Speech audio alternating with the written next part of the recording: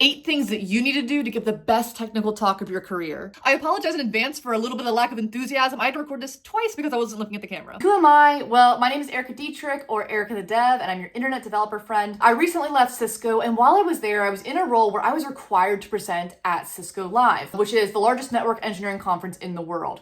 I had never presented at a tech conference before. However, at my very first Cisco Live and at every Cisco Live I attended, I achieved an award called Distinguished Speaker. It's not important that you know the specifics of how that is chosen. I don't know all the specifics, but essentially it means that you are one of the top % best talks in that category based on the surveys of your audience members. And not only did I get Distinguished Speaker for every Cisco Live that I presented at, but it was for an AI talk, which I know is whatever, all the rage these days. It was something outside of my wheelhouse initially. But I frequently get people, especially engineers, who say, Erika, I know I also want to give these killer conference talks, or to have a bunch of people attend, or really enjoy it. I want to be known as an expert in my field.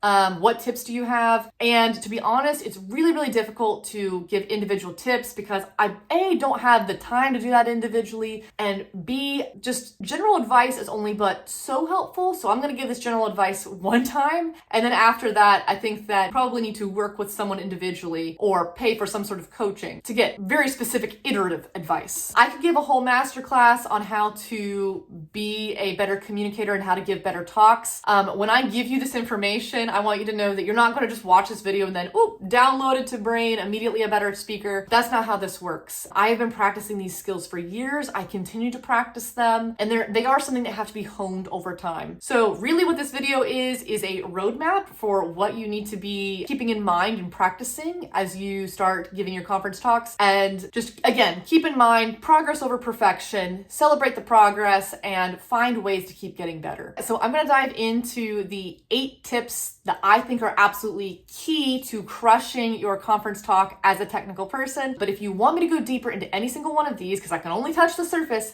just let me know down in the comments. Starting with number 1, which is to know your audience. This might seem like a duh, well, my audience is people like me. That may or may not be true, depending on the geography you're in, the type of conference you're at, what kinds of things you work on. You really want to do your research and make sure that you get this part right, like with 100% assuredness, because if you get this part wrong, a lot of the rest of what you do is only but so important, right? You need to know your audience, and you need to know what they care about, what they already know, and what their day-to-day looks like. This ensures that you're presenting things that actually matter to them. And sure, you might be able to entertain them or teach them something new during your 45-minute talk, but if it didn't truly matter to them or make their lives better, are you going to be rated as a top speaker? I don't know. Less likely, probably. So do not guess who this audience is. Go to some lengths to find out. Luckily, in the digital age, everyone, for the most part, is online, and you should be able to lurk or stalk or just OSINT your way through this, right? Creep on the things that people are talking about, the things that people like and comment on, who people admire in the industry, what kinds of things are emerging and not well understood, etc. My second tip is to choose the right topic. So this topic probably should not just be like literally anything that you find interesting or already know. Again, you can do that, and you 100% should do things that make you happy. But if you want my tips for becoming a top-rated speaker, you're going to want to listen to this. And that is that you should choose something that either nobody is talking about or that they've never talked about in this specific way. So it has to be either a unique topic or a unique angle, right? Because if it's something that people have already seen, obviously you can also be rated a top speaker for simply presenting something with clarity and really teaching people a topic. I just personally think it's less likely. And when I do this, I don't even necessarily choose something that I am already an expert on, because typically what happens is, you need some time in advance of a conference to submit a topic, and it might not always align with the time that you're actively working on a cool project that you want to discuss or something. Typically, I've had like 4+ months out to a conference, and what I will do is I will choose something that goes in the middle of this Venn diagram. Like imagine a 3-circle Venn diagram. And in this Venn diagram, first of all, there's knowledge I already have or skills I already have, right? Because there's things I can already speak about. And I also have 4 months of time in which I could talk about what I like to call adjacent topics or adjacent expertise. And adjacent expertise is expertise that you maybe don't know or that you don't consider yourself an expert on right now, but that you could become an expert on in like a month or two. Like it would not be hard for you. You just have not been working with it actively. So that's bubble number one. Bubble number two is what is new in the industry, either what is new or what is being swept under the rug. You want to find the intersection of that. And number three, there's that Venn diagram or that bubble of what does your audience actually care about, right? So whatever you choose for a topic should be something in the middle, something that your audience cares about, that has that new angle or is a new topic or whatever, but is also something that is achievable by you, even if you don't know all of it right now. Granted, you also have the added factor of what the conference finds valuable, and that's part of where the choosing a cutting edge topic or angle comes in, is that typically I've found that conferences want to be the first to talk about some new protocol or technology. And if you are talking about it or if it's included in any way, you are more likely to get accepted. So it's kind of a win-win in that situation. Number three, and again, this sounds like, duh, Erica, why does it need to be in a video? But you need to prepare. And I'm saying this because the vast majority of people I know giving talks are not preparing enough. They're not. And sometimes that's not their fault. I totally get it.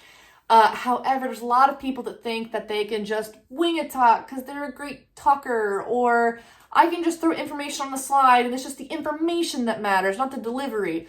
That's all wrong. I promise you. Nobody's a good enough talker that they can just walk up there, talk about it, and give an excellent talk. They might give a good talk if they're really good at talking. They won't give an excellent talk. And that preparation needs to happen on three fronts. The first is that preparation to become an expert. So again, you don't need to know everything there is to know about the subject.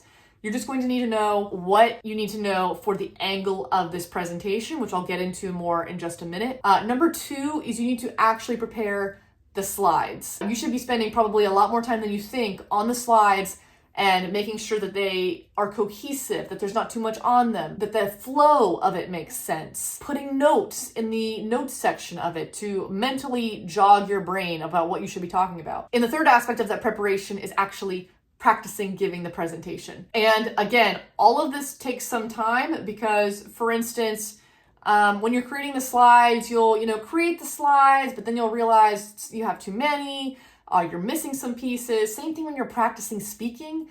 You'll realize that when you actually give the talk out loud, that some things just don't fit or could be better. You also need time to not memorize what you're saying, but to really get in the flow and have a rhythm with how you give this presentation. And all of that takes time and practice. Now, if you're somebody who loves to prepare and you over prepare and you like really sweat these conferences, you do have to draw a line somewhere, right? Nobody is perfect. The first time you give a presentation will never be as good as the second. So if you feel like you have issues with that, let me know down in the comments. Tip number 4. Sorry, I'm losing my voice. This is the second time I had to give this video because I wasn't looking at the camera the first time. Tip number 4 is to outline your story. Because again, it doesn't matter what we're talking about. You are not going to give all the information there is to know in a 45-minute talk. If somebody wants to know everything there is to know about a subject, they can go read a book or you can go write that book. But a talk is just a talk. It is a 45-minute way for you to communicate a certain thing about a certain subject to a certain audience. And that is it. And it should be easy to ingest or, you know what I'm saying? Easy to receive. So the only things that should be in this PowerPoint or in this presentation should be things that lead to the build-up or the goal of the presentation.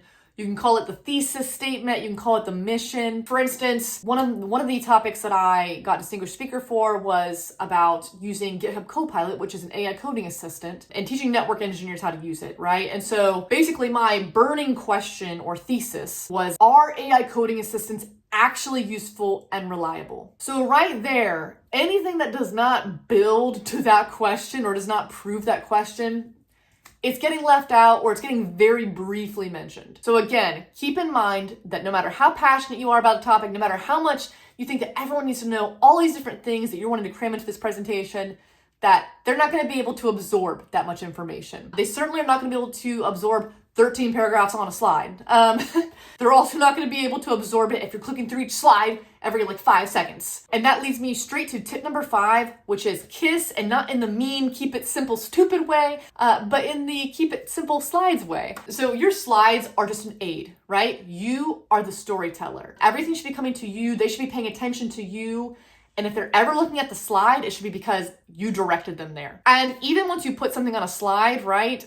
Once somebody is looking at that slide, it's very easy to become overwhelmed. Oh, do I look at this or look at that? What does this mean? Oh, I'm reading this sentence even though Erika's talking about something else. So your slides need to be as simple as possible. I love slides with literally just a few words or a sentence on it or a picture. I do put slides with more than one thing on it. I'll get to that in a second. If you're putting like code samples or terminal commands on the slides, you need to make sure that you're blowing those up way big for people to see, because, you know, we don't really anticipate it when we're recording the presentation or screenshotting it, because, you know, our computer's right here in front of our face and we can see it easily, but it's very common occurrence that people cannot read what you put on that screen for your code sample or terminal commands, even if they're in the second row. So it's very important that this be big enough that at least most of the audience can read what you've put. And it's going to feel a little bit weird to only be able to put a few lines of code or a few terminal commands on a slide, but that works out just fine in the keep it slide simple or keep it simple slides motto, because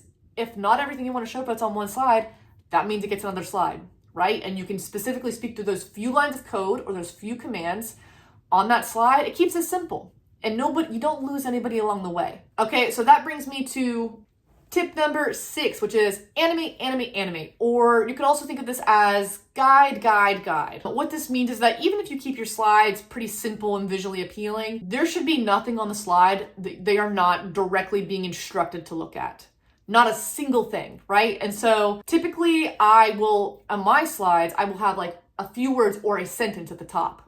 A short sentence that's very easy to read. And when I flip to that slide, I am essentially also verbally saying whatever's on that slide. So what I'm saying orally matches what is written on the slide. It reinforces it and makes sure no one's getting left behind. So for instance, if I have code samples or a terminal commands I want to show, I'm going to have that one sentence, and then I'm going to wait to populate the screen with that photo, video, whatever. And then I'm going to walk people through it line by line. It does not matter if it's something that's basic that they should know, because I'm going to be honest, we throw that around way too much in the tech industry, and lots of people are faking. They do not follow. They don't know everything you think they know. You probably don't know everything you think you know. And also keep in mind, this is a 45-minute talk where even if it is a basic concept or something you think you can skip over when showing something, that you are trying to keep people's attention. You don't know how many other talks they've been to. You don't know if they're tired, if they went out drinking the night before, or maybe they're just having trouble focusing. You should literally be guiding them step by step. So here's where we're doing this. Now, I typically do this with animations in Microsoft PowerPoint or in Canva, but you can also just create additional slides with iterations of every additional thing you want to add or change on the slide. I've seen people do that too. It's also more PDF friendly. But regardless, there's no reason to flip to a slide and that everything has to be on that slide unless you've kept it extremely simple. Be sure of that. Tip number 7 is to create an experience, because yes, what is different about an in-person conference talk versus a YouTube video or a blog or a white paper or a social media post? Well, first of all, they paid a lot of money to get there, or their company did, or they spent a lot of time packing and arriving and being there. So it should probably be a little more, show person like. Also, the fact that this is not edited, right? This is not edited, it's live. You have an audience, you're on a stage. You're a little bit of a performer, whether you like it or not, whether you are an engineer by trade or not. There is a little bit of an expectation for you to entertain people. And you don't have to entertain people like, haha, be the jokester, super extroverted. That's going to be different depending on who you are. And again, if you want more information on that, let me know and I'll make another video. But creating an experience above all else is going to mean that you make each person feel like it was important that they showed up, that they're not just a random audience member, but that it mattered that they came. And it's also going to matter that you actually connect with your audience. And I'll get more to that in the last point. But when you talk about making each person feel like they matter, how do you do that? Well, obviously it gets a little more difficult the bigger the audience is, but I would have an audience of about 60 to 75 people. And typically there's a few things I would do to make it an exciting experience versus just, oh, I'm just delivering information. First of all, on social media, I'm making it a game. I'm making it an exciting event that people really want to attend. And be careful, folks, just sharing the link to your presentation is not making it exciting. Okay, so there's a lot that could be learned here, but I would make it an exciting event, just like I don't know, a concert or something, or I don't know, a famous person's to be in town. I don't know, I'm making stuff up. So there's the build up leading up to it. Then when people arrived, I would have a little goodie waiting on their seats that was just for them. Obviously, it depends on your time and your budget. I did spend personal money on this. I created custom stickers that I put on each person's seat. Yes, it is money, not everybody can do that, but I was told over and over again how awesome it was, how it was a nice gesture. It really made people feel like they were glad they came and that it mattered that they came. Obviously, you don't have to spend a lot of money. There are other things you can do. Again, put in the comments if that's you. But that's already a way to make them feel valued for coming. My little note on the stickers would say, thank you for attending. And finally, my last tip number 8, is that you should talk to the audience like they're your friend. Now, I'm using a little asterisk by this because obviously you don't want to embarrass yourself. I mean, you do have to have some level of decency. I don't know who you and your friends are. Like, maybe you can't literally go all out like you would with a friend, but I want to give you some examples. So typically when I see engineers talking, right, they're typically super stiff, and I'm going to talk monotone, blah, blah, blah, blah, blah. Okay, even the most serious among us, for the most part, we are not that stiff, right? We are not that impersonable and robotic, okay? And if you are one of those few people who's truly just really stiff and serious and has a difficult time being more open with people, then that's gonna be a little bit of a journey for you. But this means that you are changing the variation of your voice, right? Your voice is going up and down, louder and softer. You're going to emphasize points. Then you might even get a little quiet for some of it. You're going to take pauses. You're going to make it exciting. Imagine you're recounting an exciting story to a friend, something that you're really passionate about. It also means that you're going to be honest about your shortcomings or obstacles you had, right? Because you could tell a friend that. It means that you might crack some jokes or say some things that are more you, because you can be yourself with a friend. Now, obviously, you're choosing what to share with your audience because you prepared in advance, so don't worry. It's not like you're bearing all for the world to see. But this is a way for the audience to feel like they're your equal and to connect with you. Because I'm sorry, but a lot of times expertise is boring. It just is. It creates a wall between you and the audience, and it's just a lot easier when the audience feels like, I don't know, lost words for that. So again, pay attention to what you're saying, the tone of your voice, whether or not you sound excited and you're being a little more playful and lucid with what you're saying. Pay attention to your body language. So you're not super stiff with a friend. You're not also just like robot arming here, right? Your hands and arms should move sometimes, at least somewhat, right? Even if it's just some little gestures here. And they should move all the way up to like the arms and chest, because that's what we would do with a friend, right? We can move around, we can talk, we're not in prison. You also might choose to shuffle around a little bit on the stage instead of just staying planted, directly planted. You might also crack a smile or a little bit of laughter. Again, you might not be a super, super bubbly person, but the chances that you would just be completely straight-faced and serious or even scared around your friends is low. All right, I think that's all I'm gonna have time for in this big overview video. I know I went over a lot of tips. There is so much deeper I could go into. I could give you a lot more examples of everything. If you want a deep dive into every tip so that you can crush your next technical talk or talk period, let me know in the comments and I will get that to you. And I wish you the best of luck with your next talk. Take care.